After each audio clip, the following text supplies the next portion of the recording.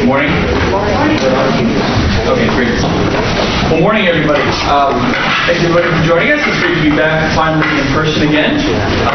Still a little different, we understand, but we appreciate those that are joining us. And I believe we are still doing telecom as well. So I know we do have a lot of folks joining us on the phone as well.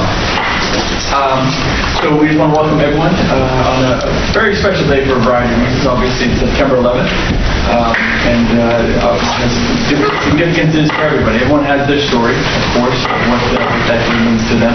But it is a special day in a variety of ways. We want to remind folks logistically to silence their phones if they could, as we do before every meeting. Obviously, General Politis. Good morning, sir. How are you? Pretty good, sir. Good. Thank you for hosting us this morning. I didn't know if you wanted to add anything or... Certainly, I'll wait till a little bit later on. Oh, okay, great. Excellent. Well, as we do with most meetings, maybe we'll kick things off with Councilor Bryan. Oh, good morning, Councilor Bryan. How are you? Good morning. Do you want to lead us off? I do.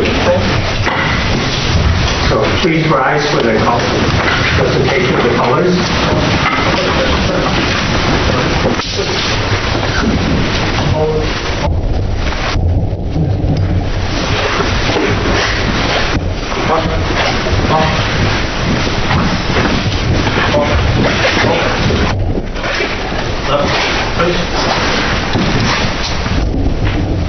Please join me with the Pledge of Allegiance.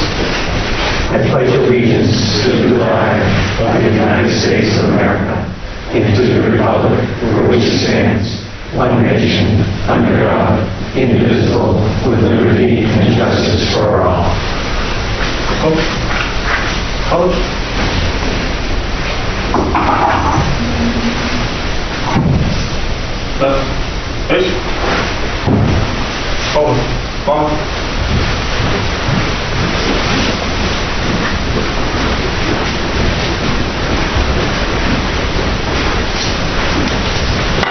So everyone can be seated.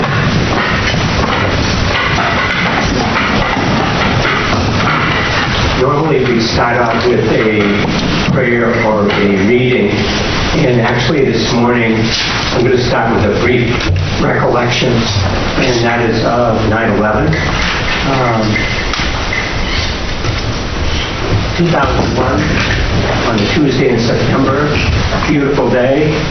Got my car, was driving up to Grafton County for our county commissioners meeting, and we are the three commissioners and our executive director and others were in the room. And the first presenters are the sheriff and the captain.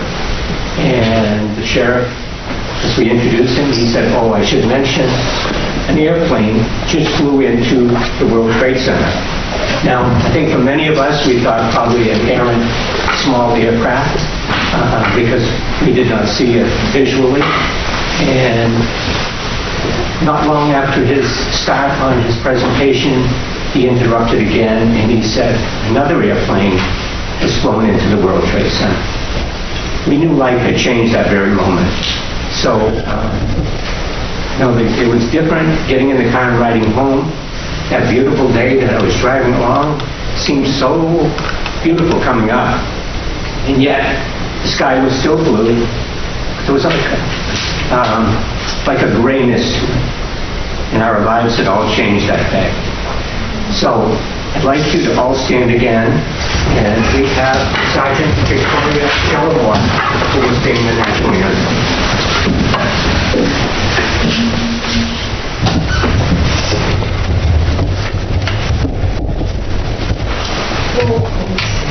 Can you see by the dawn's early light what so proudly we hailed at the twilight's last gleaming, whose broad stripes and bright stars through the perilous fight for the ramparts we watched were so gallantly streaming, and the rockets' red glare, the bombs bursting in air, gave proof through the night that our flag was to live. Oh, sing us that star-spangled banner yet wave, for the land of the free and the home of the brave. Tigers, you'll wait just a second. Sort of put a shining light on it today. I was asking the sergeant where she's from, and she said, I'm from Derry, but she said, I'm moving to Somersworth next month because I'm getting married. So congratulations.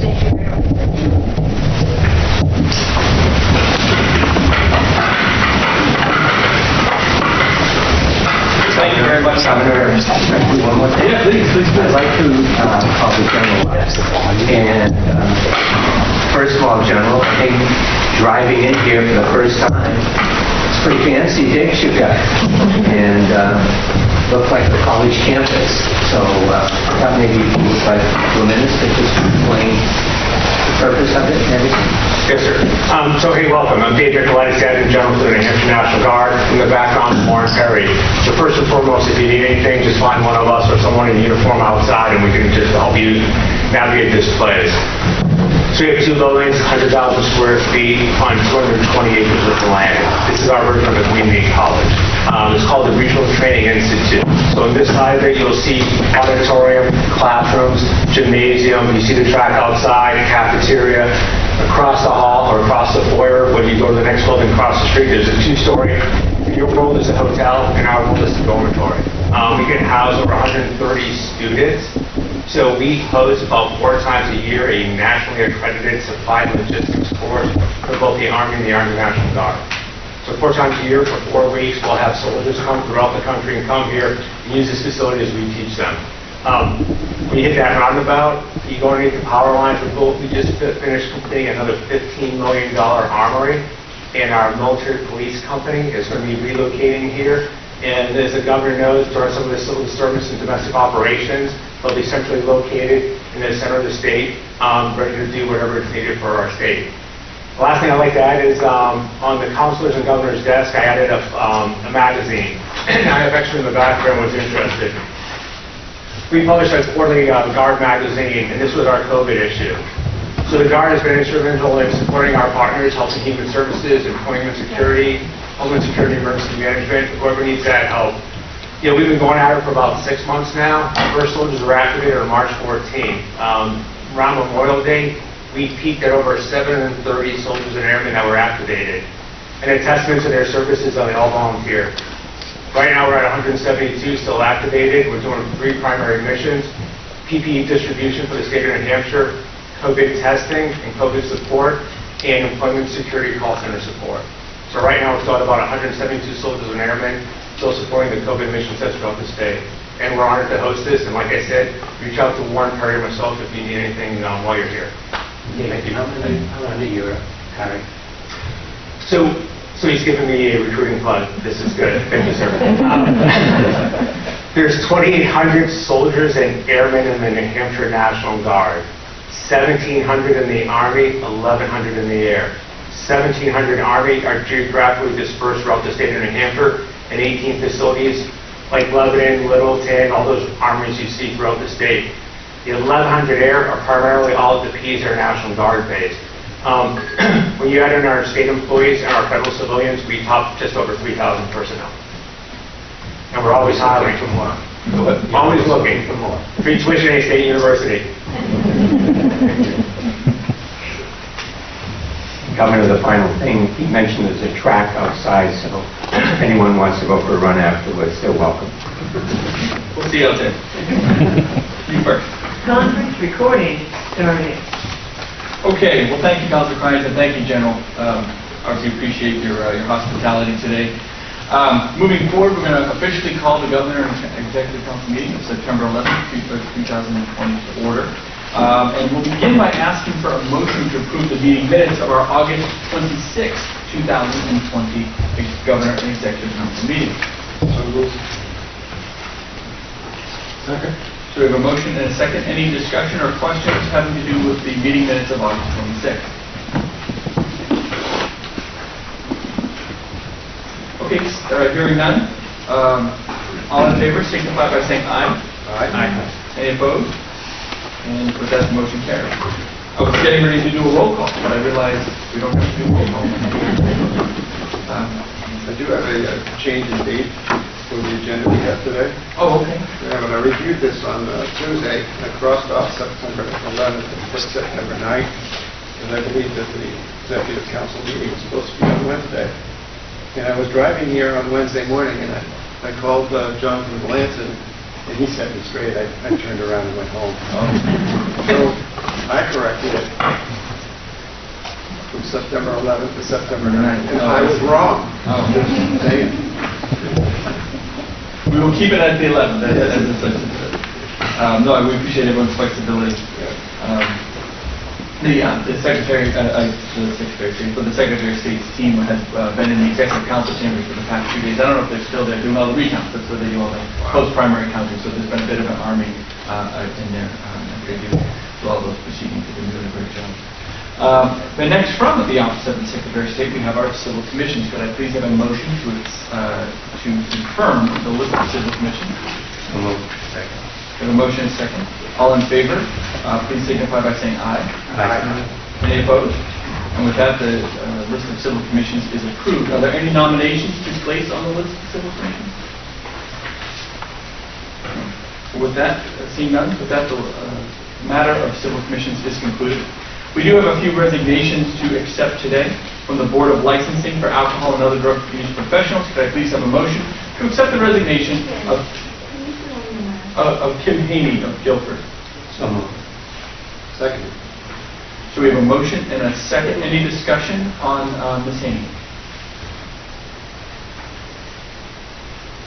Seeing none, all in favor of accepting the resignation, please signify by saying aye. Aye. Any opposed? The resignation is approved. From the University System of New Hampshire Board of Trustees, could I please have a motion to accept the resignation of Scott Mason of Stratford? So moved. Second. We have a motion and a second. Any discussion? Seeing none, all in favor signify by saying aye. Aye. Any opposed? And the resignation is accepted. From the Public Utility Commission, could I please have a motion to accept the resignation of Mike Gimo of Andover, Massachusetts? I'll do it since his address is still listed as Andover, but so moved. Second. So we have a motion and a second. Any discussion? Seeing none, all in favor signify by saying aye. Aye. Aye. Any opposed?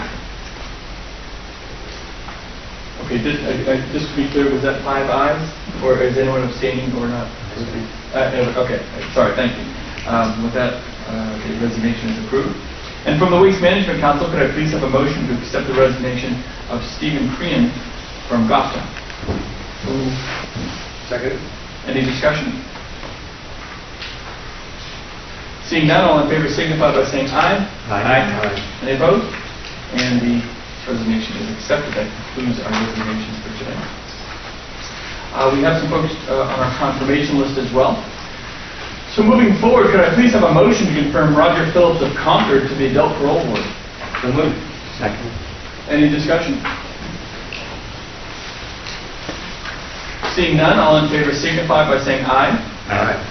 Any opposed? Mr. Phillips is confirmed. Could I please have a motion to confirm Paneet Kochar from Rochester to the Board of Dental Examiners? So moved. Second. Any discussion? Seeing none, all in favor signify by saying aye. Aye. Any opposed? Paneet is confirmed. Could I please have a motion to confirm Richard Cardell of Berlin to the Board of Medicine? So moved. Second. A motion and a second. Any discussion? Seeing none, all in favor signify by saying aye. Aye. Any opposed? And Richard is confirmed. Could I please have a motion to confirm Melissa Underhill of Franklin to the Board of Nursing? So moved. Second. Any discussion? Seeing none, all in favor signify by saying aye. Aye. Any opposed? Ms. Underhill is confirmed. Could I please have a motion to confirm Keith Quinton of Hanover to the New Hampshire Municipal Board Bond Bank? So moved. Second. Any discussion? Seeing none, all in favor signify by saying aye. Aye. Any opposed? Keith Quinton is confirmed. Could I please have a motion to confirm Scott Costa of Kingston to the New Hampshire Water Well Board? Yes, I really need to recuse myself, but I give a good plug for Scott. I've known him for a long time, and this is my industry, so I'm going to recuse myself on Scott Costa as well as Bart Cushing. But I know both of them are great people. Then it'd be my honor to move Costa. Okay, so we have a motion and a second. Any discussion? Further discussion? Seeing none, all in favor signify by saying aye. Aye. Any opposed? Recuse. We have our one recusal. Mr. Costa is confirmed. Could I please have a motion to confirm Bart Cushing of Gilson to the Water Well Board? So moved. Second. Motion and a second. Any discussion? Seeing none, all in favor signify by saying aye. Aye. Any opposed? Mr. Cushing is confirmed. Could I please have a motion to confirm Janet Kidder of New London to the Lakes Management Advisory Committee? So moved. Second. Any discussion? Seeing none, all in favor signify by saying aye. Aye. Any opposed? And Janet is confirmed. Could I please have a motion to confirm Eric Kaufman of Sudbury, Mass. to the Manufactured Housing Installation Standards Board? I know Eric Kaufman, so I'll make a motion Okay. for nomination. Motion, is there a second? Second. We have a motion and a second. Any discussion? Seeing none, all in favor signify by saying aye. Aye. Any opposed? Noting the no, Mr. Kaufman is confirmed. May I please have a motion to confirm Mark Petrozzi of Guilford to the Passenger Tramway Safety Board? So moved. Second. Any discussion? Seeing none, all in favor signify by saying aye. Aye. Any opposed? Mark is confirmed. And can I please have a motion to confirm Roy Baldwin of Jaffrey to the Volunteer New Hampshire Board of Directors? So moved. Second. Any discussion? Seeing none, all in favor signify by saying aye. Aye. Any opposed? Mr. Baldwin is confirmed, and that concludes our confirmations for today. We have a few nominations to make to read into the record. For the Air Resources Council, I nominate Rudy Cartier, a junior of Candia. To the Enhanced 911 Commission, I nominate David Stack of Bow and Amanda Cormier of Hudson. To the Higher Education Commission, I nominate Paul Marie Boulay of Nashua and Joseph Cavazza of Manchester. To the Pesticides Control Board, I nominate Jeffrey Taylor of Richmond and Ann Krantz of Amherst. And to the State Board of Fire Control, I nominate Mark Dupuy of Raymond. That concludes the nominations for this meeting. Moving on, we have our consent calendar agenda. Could I get a motion to adopt the consent calendar agenda? So moved. Second. We have a motion and a second. Is there any discussion or request to remove any specific items for further discussion?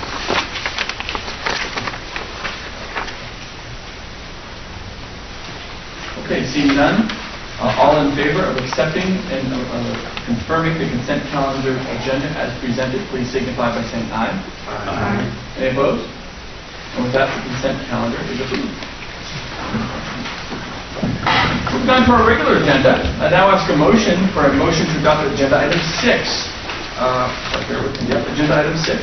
From the Department of Health and Human Services, from the Office of the Commissioner. So moved. We have a motion and a second. Any discussion on item 6?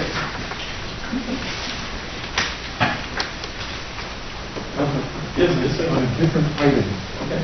I get contacted by the city of Manchester in regards to the syringe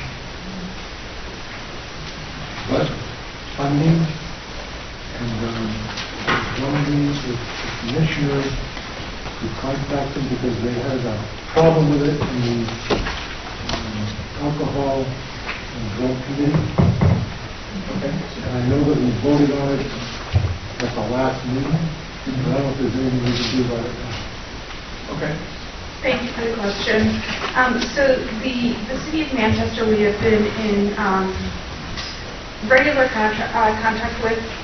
Associate Commissioner Ann Landry has reached out. We've requested meetings with them. They did express concern over an arm of this company's work probably in the last couple of years when they were not under contract with the state of New Hampshire. So the difference between the current contract that we entered into in the previous work is that we didn't have any, they weren't accountable for us. We had no guidelines around the work we did, they did within the city. So the syringe program that we're about to run now falls under public health. We have guidelines, guardrails, and quality metrics that they have to meet to be able to fulfill the components of the contract. So what we're asking the City of Manchester to do is to work with us so that this company can be successful in running a successful syringe program, both in Manchester and multiple other areas within the state. So, has anybody talked to anybody from the City of Manchester in the last 3 or 4 days? Because they sent a letter. We're in constant contact with the City of Manchester, both myself with the mayor and Associate Commissioner Ann Landry with Anna Thomas at the Department of Public Health in Manchester. So we have ongoing conversations with the City of Manchester to hopefully bring people to the table so we can have a collaborative relationship. Why did they make it seem like nobody's talking to us? I can assure you that we are talking to them. I'm sure you are. The emails I've gotten in the last 2 or 3 days certainly don't reflect that. So you're comfortable with the jurisdiction over this company? I am comfortable that we are putting the appropriate guidelines and standards in place with this company so that any issues that they had in the past with the city will be rectified as they execute the scope of this contract. Can you send me something that reflects that you've had a conversation with the mayor in the last few days? Absolutely. I can do a timeline for you on our communication with the city, both with the mayor and with Anna Thomas, who is the Director of Public Health. And just to reiterate, the Department of Health and Human Services, the Department of Public Health, the division within constant communication with Manchester on not just this, but virtually every issue under the sun. They have direct access to our team, to the commissioner, and Ann Landry and her team, and Lori Weaver and their team. All the different divisions are constantly working with the City of Manchester on every issue under the sun. So if there's any concerns, they are bringing it up and we're addressing it, very aggressive. Commissioner, can you send a letter to the Board of Mayor and Aldermen that you've addressed it with them? Because I watched the meeting the other day, and it almost seemed like nobody was talking about it. So if you would send the letter to the complete board, Okay. would be appreciated. Thank you. Yeah, and we'll make sure the council has a copy of that. Appreciate it. I'm curious, I can't wait to see the timeline. It's like going to be a minute by minute timeline. So good luck with that, Commissioner. Any other concerns or questions over item number 6? Okay, seeing none, all in favor of item 6, please signify by saying aye. Aye. Any opposed? Item 6 is approved. I now ask for a motion to adopt agenda item 7 from the Department of Health and Human Services from the Division of Medicaid Services. So moved. Second. Any discussion? Seeing none, all in favor signify by saying aye. Aye. Any opposed? And they're approved. I now ask for a motion to adopt agenda item 8 from the Department of Health and Human Services from the Division of Children, Youth, and Families. So moved. Second. Any discussion?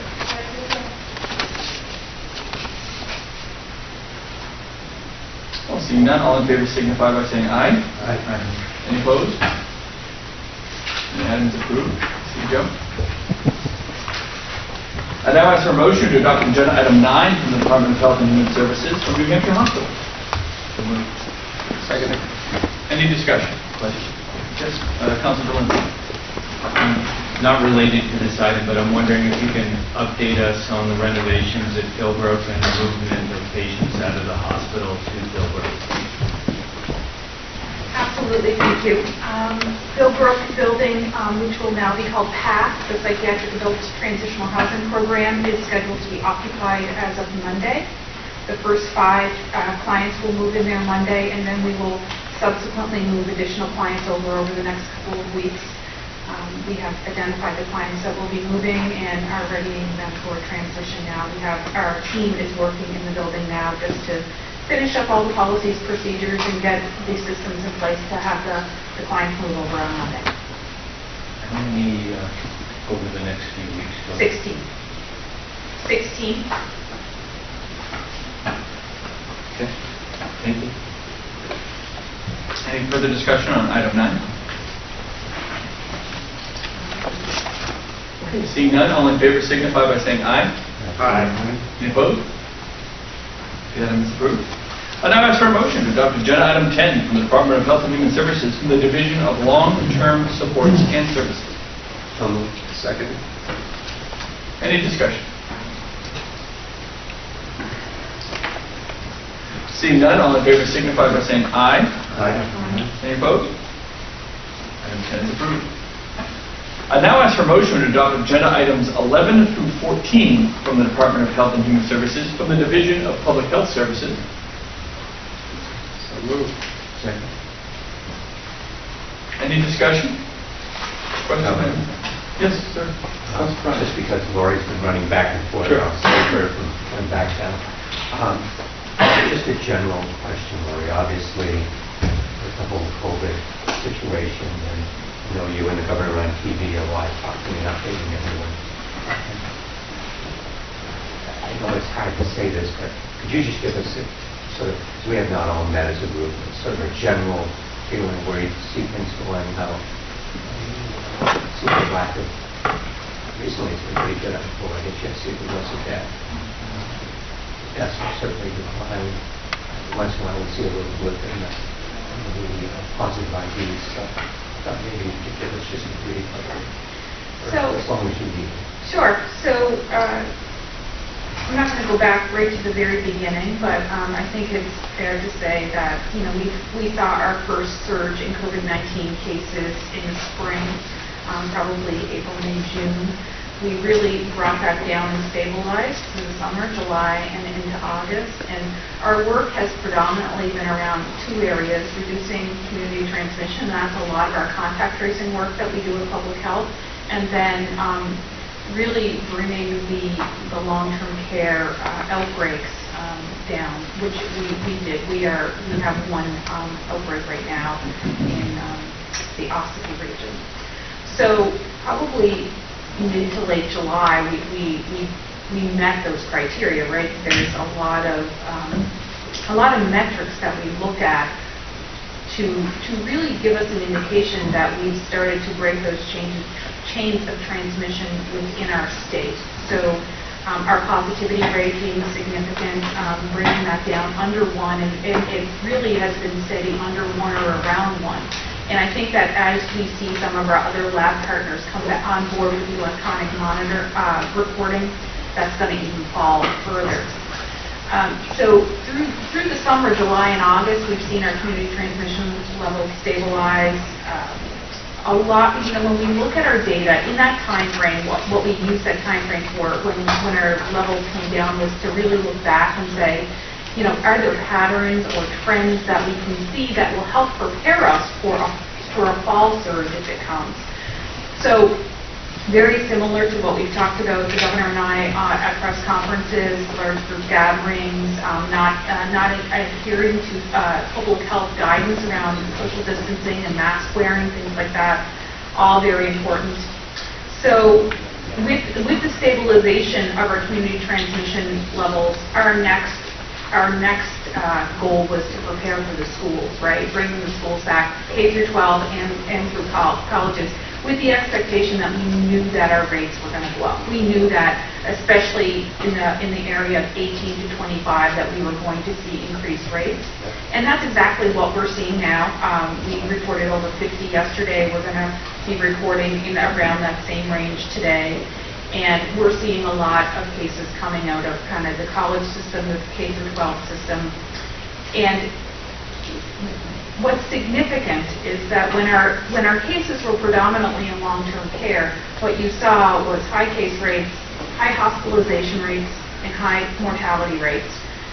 And as that shifted, we are now seeing high rates in young adults. We're seeing very low hospitalization rates. I think we're right around 7 or 8 people hospitalized today, and then very few deaths. And that goes along with the demographic spread that we're seeing with the COVID-19. The word of caution, though, is that what we've seen is that nursing home rates, there is a correlation with nursing home outbreaks and the degree of community transmission. When you look at where we saw our nursing home outbreaks, early on in the spring, Rockingham County, Hillsborough County, which was where our highest rates were for COVID-19. So as our case rates go up, if we start seeing more community transmission spread, that becomes concerning for additional nursing home outbreaks. So we're trying to keep our eye on all of those things. We have a very robust testing program in long-term care right now. We are they're flush with PPE. We have no issues with PPE right now in the state, and we have several planes that are scheduled to come in at the end of the month with additional PPE. So we are as prepared as we can be for a surge in the fall. So, it's a thought of living in a college community. You must have contact with several of the colleges, all of the colleges. We have contact with all of the colleges and the K-12 schools also. We have a school liaison at Public Health that has contact with all the schools. Yep. Thank you. Yes. Do we have a list of the deaths and whether they were actual deaths from COVID or if they had an underlying condition? Because I'm hearing that death reports are showing COVID by the hospitals, but that the folks may have passed away because of some underlying condition. So we count a death as being a COVID death if it is either the primary cause or a contributing cause to death on any of the death certificates. The physicians that are taking care of the patients fill them out. What I can tell you, even pre-COVID, it is very unusual to see one cause of death on a death certificate, especially in an older person. You usually have many contributing factors, whether it's COPD and CHF, cancer, all of those things. They all contribute to the death of that person, and it's no different with COVID. Even if a person had a chronic obstructive pulmonary disease or congestive heart failure, if you add COVID on top of that, there is a loss of life there, and there's a loss of lived years. So someone, let's say, for example, with COPD, chronic obstructive pulmonary disease, can live with that chronic disease for several years. If they get COVID, right, they may pass away this year. They still lose several years of what would have been a quality of life, and that's why COVID, even as a contributing factor to death, is counted as a COVID death. Can we get a separation, if you can get it to the counselors, of if there's another added situation above COVID or below COVID that would cause the death? Because my understanding is that it's a pretty loose term when we say COVID death. I don't believe it's a loose term. I probably cannot get you that report anytime soon because it would require by hand going through every death certificate and looking at that and then making a medical decision on that. And honestly, I don't know that we're qualified to do that. The physician that filled out the death certificate is the person qualified to make the determination on whether COVID either caused or contributed to the death of that person. So us going through that and by hand and making a determination on that probably wouldn't be appropriate. We do that going forward. you can't do it going back, then you do it going forward. I will check with public health and see if there is a way for them to track whether COVID is the primary cause of death or contributing cause of death. That would be those would be the only two categories. If I may, the vast majority of cases have underlying health conditions in the state. Yes. Virtually all of them do. I mean, it's very, very rare where COVID is the only contributing factor of fatality. When you look at 80% of our deaths, which has been reported numerous times, are residents of long-term care facilities. There is a reason why that person is in a long-term care facility pre-COVID, whether that be dementia, congestive heart failure, COPD, cancer, any of those things. So there are going to be multiple underlying conditions for the vast majority of our deaths related to COVID. I just want to say I have grave concerns about politicians dictating how deaths are reported, and we ought to leave it to the public health people. I'm not looking to see how they report it. I'm just looking to see if there's a differentiation, because people are saying that hospitals are claiming COVID because there's an additional fee that's attached to it. I understand and stand by my statement. I think there's a national effort to change the reporting on COVID deaths for political reasons, and we should resist that. I share the governor's feelings about the existence of coexisting conditions. Governor? Oh, I'm sorry. Councilor Pignatelli? That's all right, you can't really see Sorry, me, I'm back but up. I can speak up. Thank you. Thank you very much. I know there are rumors out and about the number of COVID deaths being increased to make it seem like for one political party or another there are more or fewer deaths. But I will not need those numbers. I believe the statistics speak for themselves, and I agree with Andrew Belinsky that it's dangerous for politicians to be dictating policy, and that's all right now. Okay. Further discussion on this issue or any of the items 11 through 14?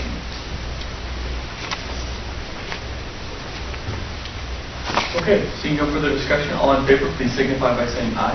Aye. Any opposed? The items are approved. And that concludes our items from the Department of Health and Human Services. I now ask for motion to adopt agenda items 15 through 19 from the Department of Transportation. So moved. Second. We have a motion and a second. Any discussion? Councilor Stein?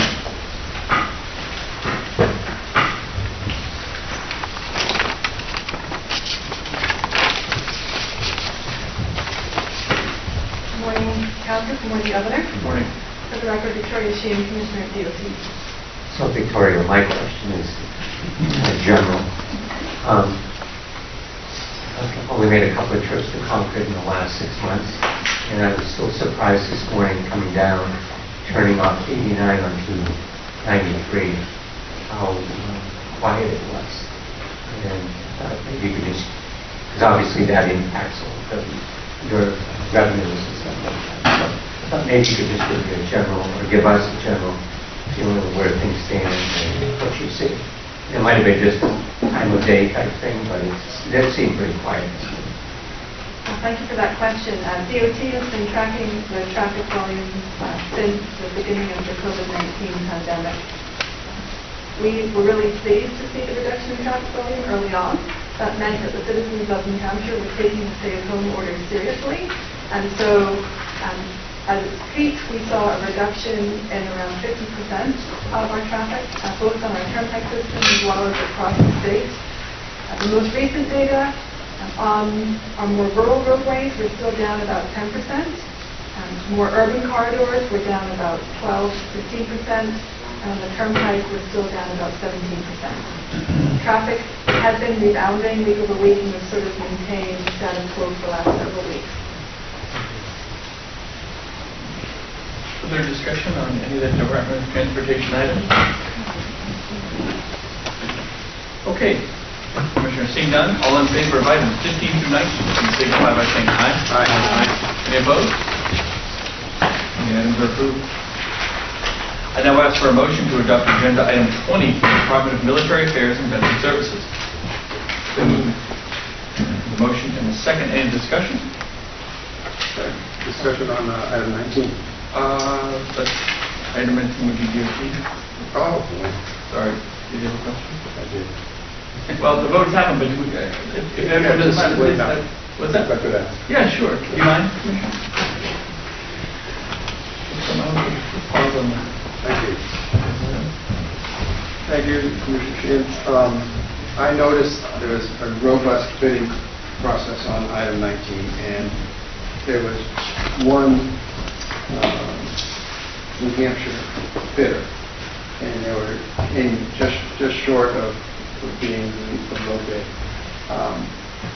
How is it that the state of New Hampshire or the department handles, contracts that, would be great if they were awarded within a state? How do you balance that with, an out-of-state bidder that is lower? And do you give any consideration to proximity and to, or being part of in-state, that's a contract? Unfortunately, for all of our construction contracts, we are not able to show any preferential treatment towards in-state contractors.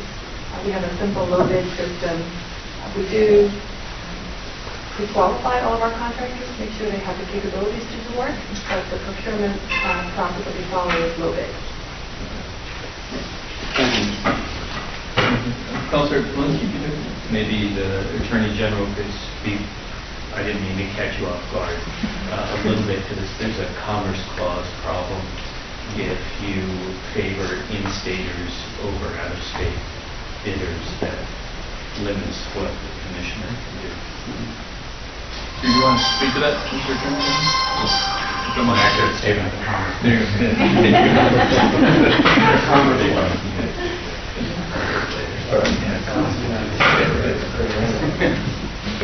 Well, thank you. Thank you very much. Okay, so if we could, any questions or concerns on item 20?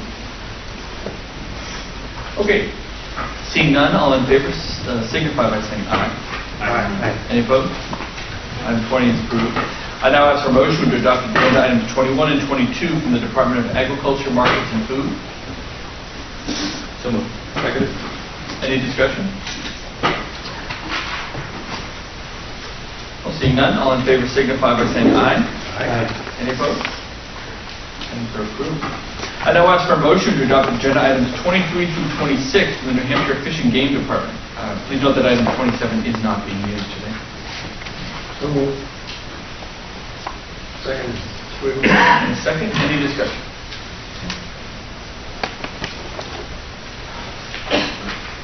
Okay, seeing none, all in favor signify by saying aye. Aye. Any opposed? Director Mason, I thought they were going to grill you. That's all right. How's things going? Good? Good. Excellent. Thanks for coming today. I now ask for a motion to adopt agenda items 28 through 31B for the Department of Natural and Cultural Resources. So moved. Second. Any discussion? Commissioner Stewart's here. Good morning, Commissioner. How are you? I'm great. See everybody. Hesitant to even make the walk across. It's 31A. I want to be really clear that this is no reflection on Commissioner Stewart. I think she does a great job. I personally enjoy working with her.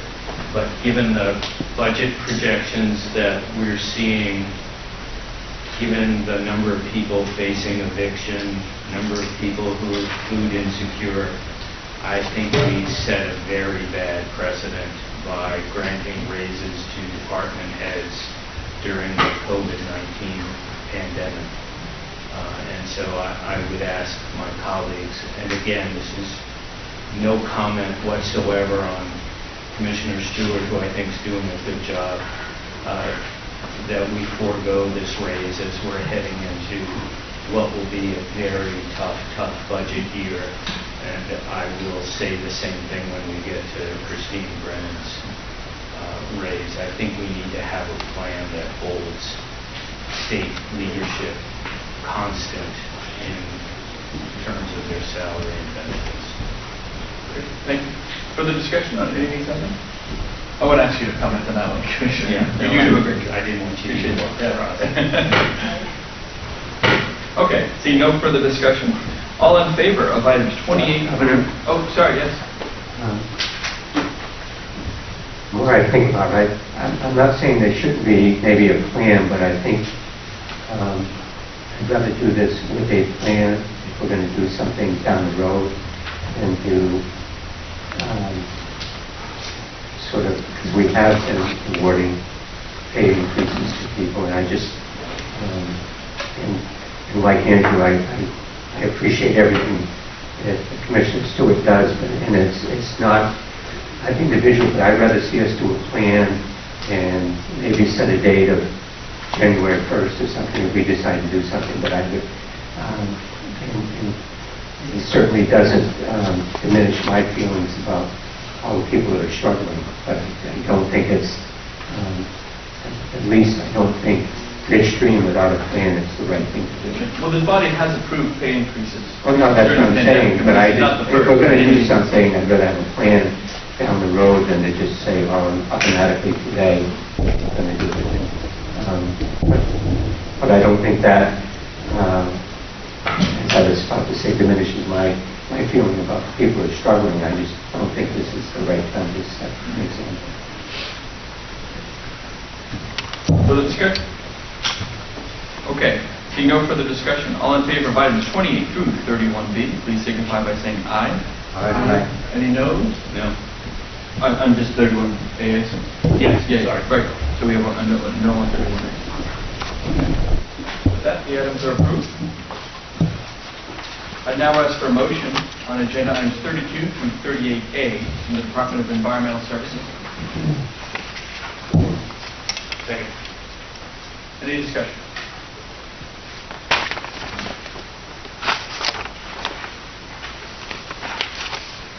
Okay, seeing none, all in favor signify by saying aye. Aye. Any opposed? The items are approved. I now ask for a motion to adopt agenda items 39 through 42 from the Department of Education. So moved. Second. We have a motion and a second. Any discussion on 39 through 42? Yes. Councilor Biggatelli. I think Commissioner Lewis is with us this morning. Good morning, Commissioner. Good morning.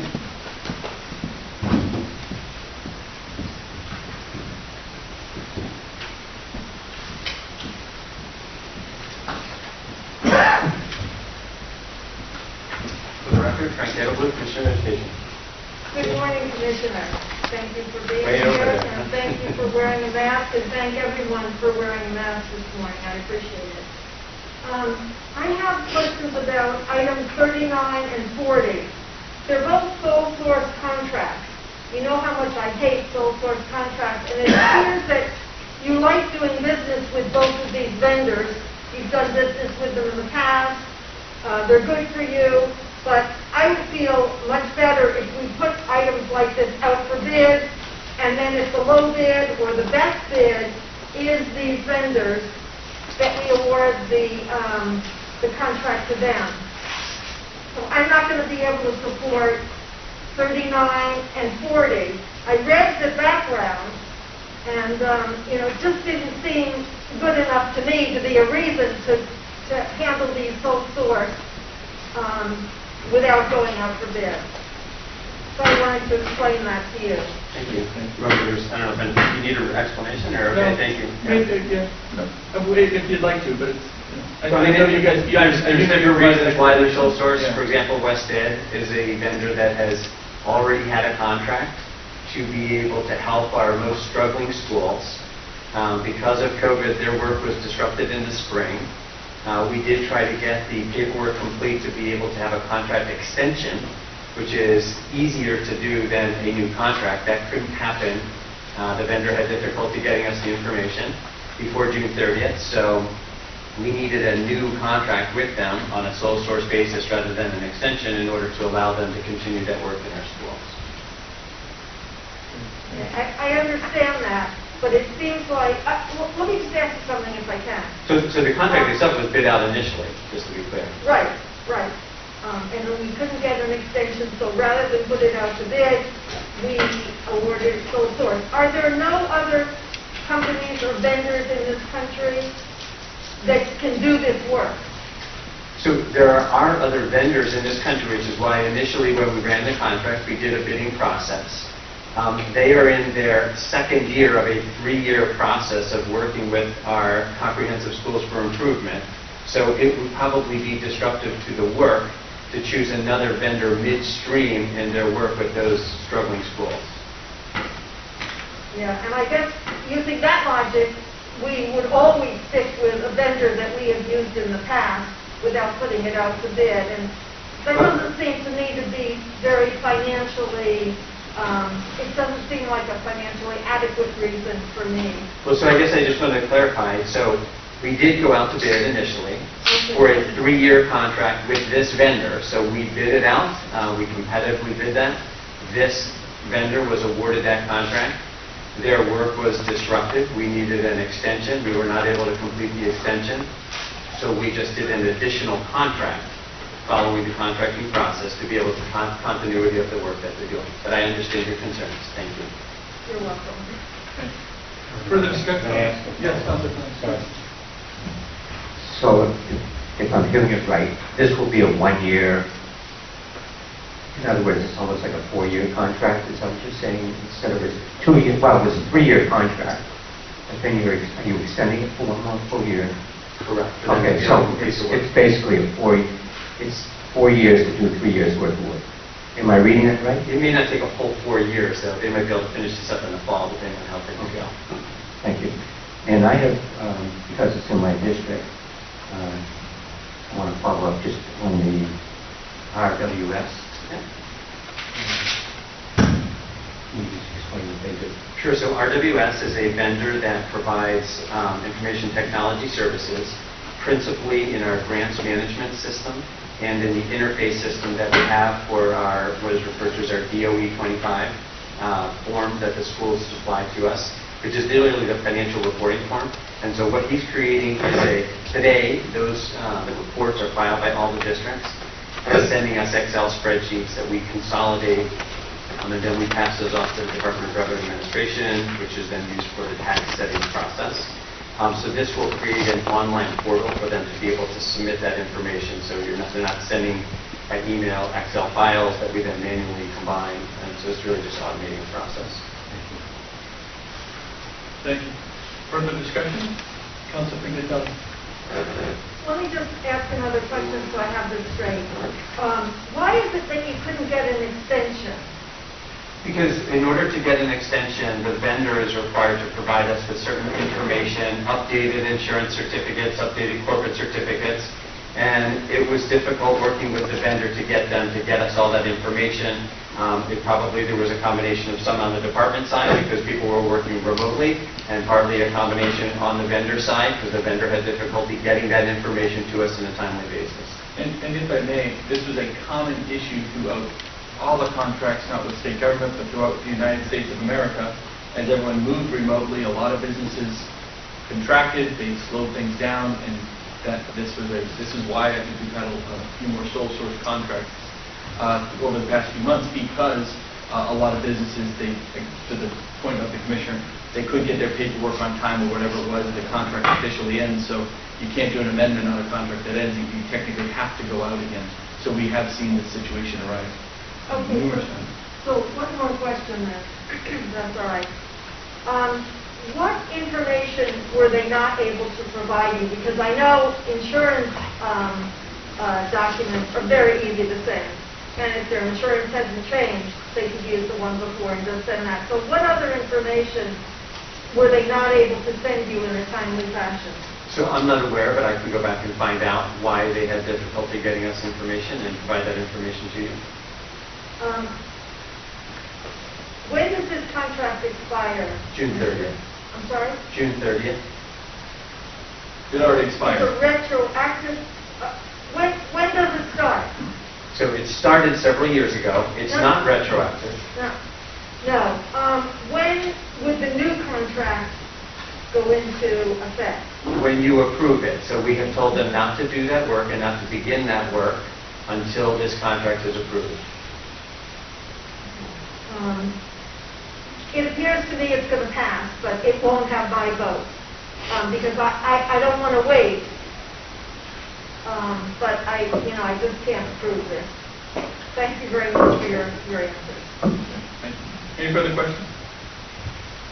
Okay, seeing none, all in favor of items 43 through 46, please signify, 39 through 42, please signify by saying aye. Aye. Any opposed? No on 41. We have a no on 41, And no on 39 and 40. no on 39, and 40. And with that, the items are approved. I now ask for a motion on agenda items 43 through 46 from the Department of Safety. Second. We have a motion and a second. Any discussion on any of these items? Seeing none, all in favor signify by saying aye. Oh, sorry, did we do that? Did we take a motion in a second? Okay, great, sorry. So all in favor signify by saying aye. Aye. Thank you. Any opposed? Okay, but that's the motion, the items are approved. Sorry about that. I now ask for motion on agenda item 47 from the Department of Justice. Second. We have a motion and a second. Any discussion on this agenda item?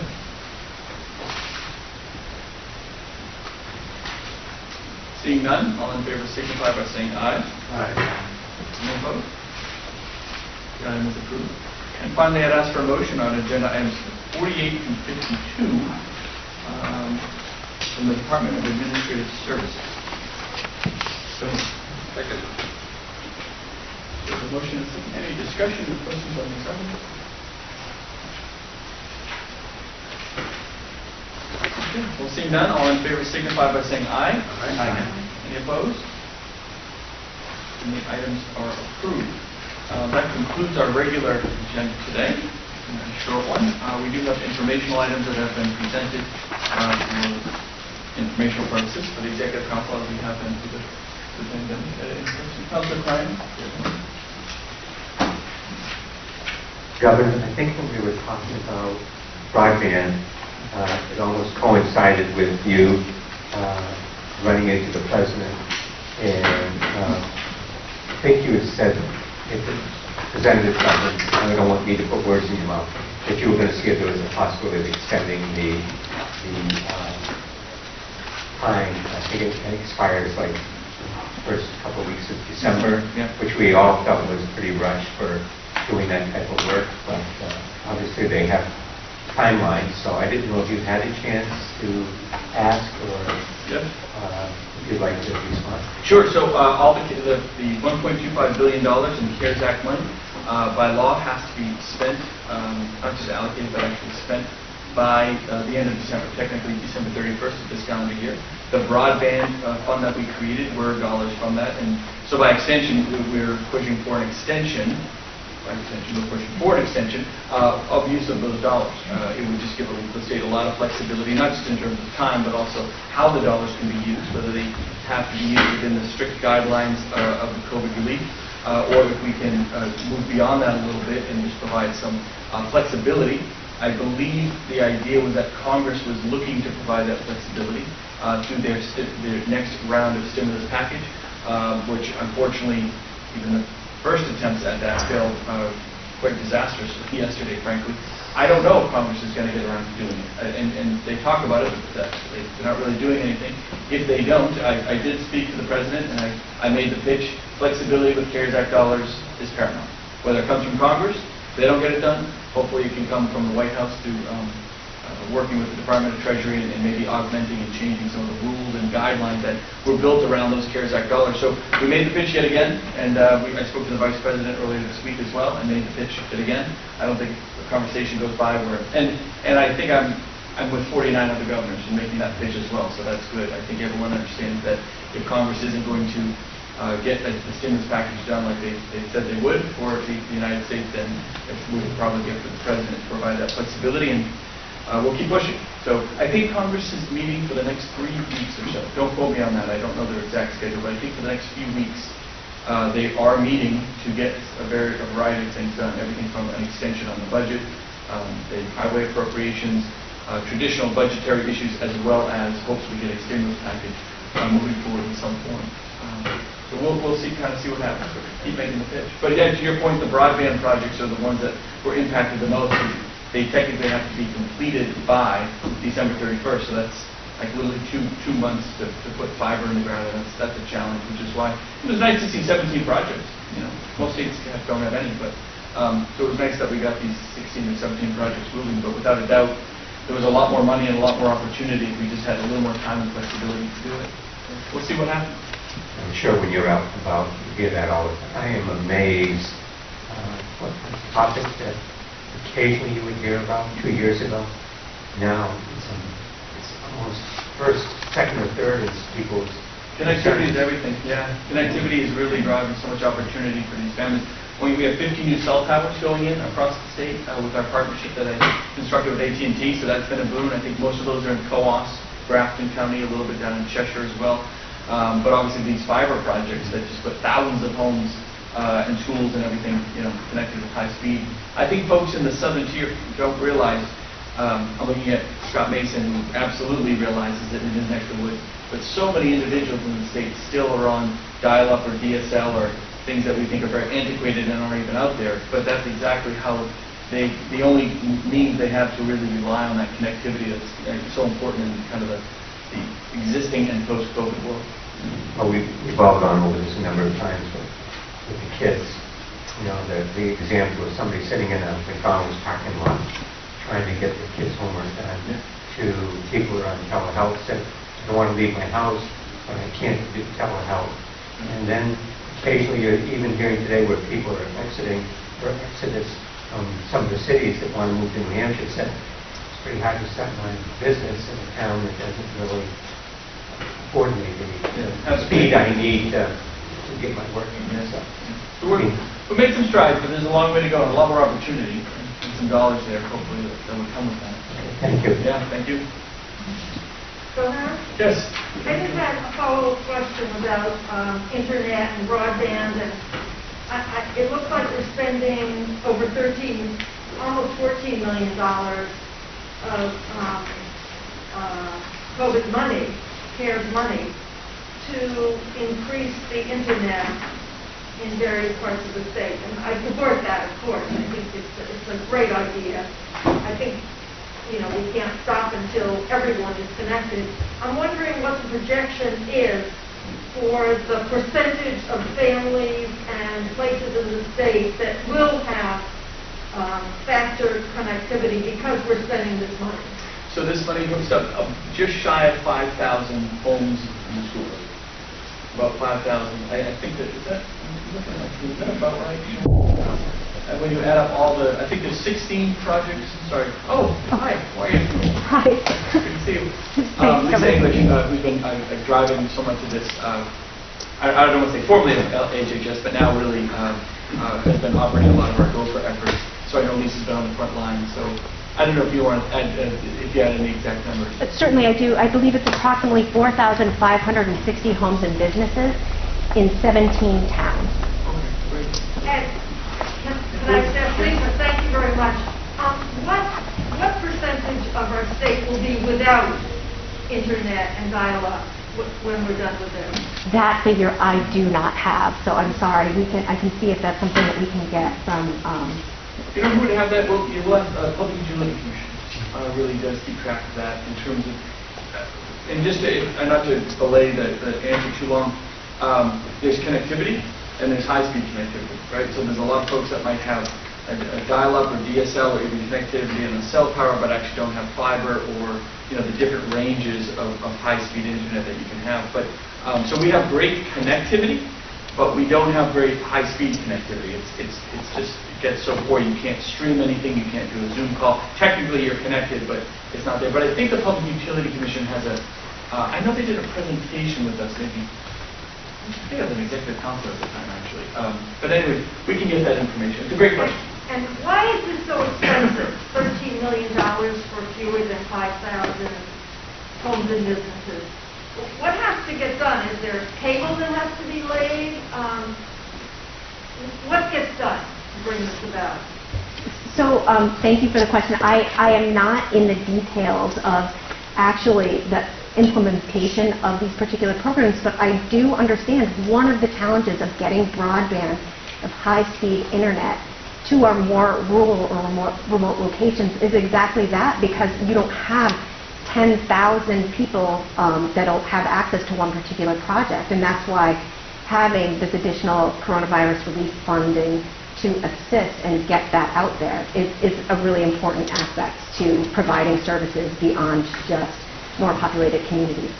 Yeah, it averages, if I may, it averages about $3,000 per home, which, because I'm with you, I look at the cost of the stuff, that's actually less expensive than it usually is, which I couldn't believe. It's usually somewhere in the name of $4,500 to $5,000. So if there were enough towers around the state, we wouldn't have to lay cable?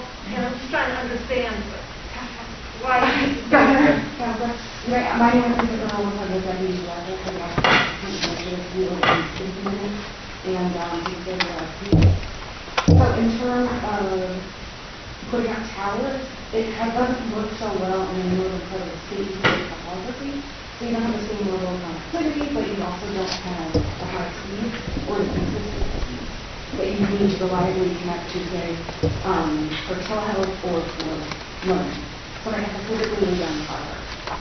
And in addition to the high cost of actually putting everything in, COVID adds additional costs because the cost of labor is increased, but also the availability of fiber is actually become a problem.